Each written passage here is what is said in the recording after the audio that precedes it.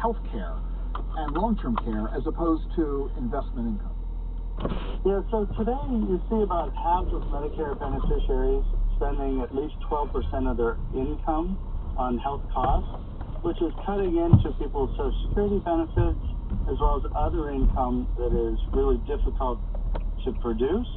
So we know on the savings end, but as healthcare costs continue to climb faster than wages, we expect that healthcare is going to make things more challenging for younger generations to have the same level of retirement compared to older generations. Well, compounding all of that is the fact that younger generations are going to live longer than older generations. I think most of my listeners are familiar with the notion of increasing longevity. I talk about this theme frequently, and it's clear that most folks, we've been living longer as time moves on. I mean, life expectancy in 1900 was 42.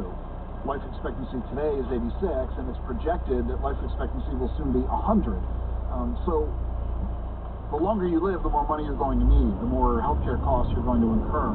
So talk about the concept of longevity and how that factors into retirement security overall. Yeah, that's right. We've seen a lot of trends. I think people are generally familiar with the fact that we tend to be living longer. But all of these risks, when you talk about healthcare, long-term care, longevity, even some of the other things like how the economy is when you retire. But we see a lot of people retiring before they had anticipated, and some of that are situations like the pandemic with the Great Recession. So these risks start to stack on top of one another.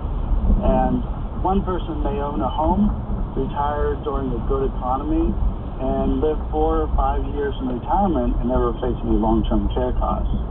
But their neighbor, they might be forced to retire earlier than planned due to some employment shock. They might live another 40 years and incur hundreds of thousands of dollars in care costs due to facing Alzheimer's. So I think, I look at this as really two big challenges. One is, putting aside the resources for retirement, as well as it's really hard at the individual level to plan for this level of uncertainty as far as what your needs will be. Well, what else concerns you in this space about retirees' ability to spend down their assets in a healthy way once they're retired? Well, I think in addition to all that, today we see really low interest rates. People retiring today likely started working in the 80s when we had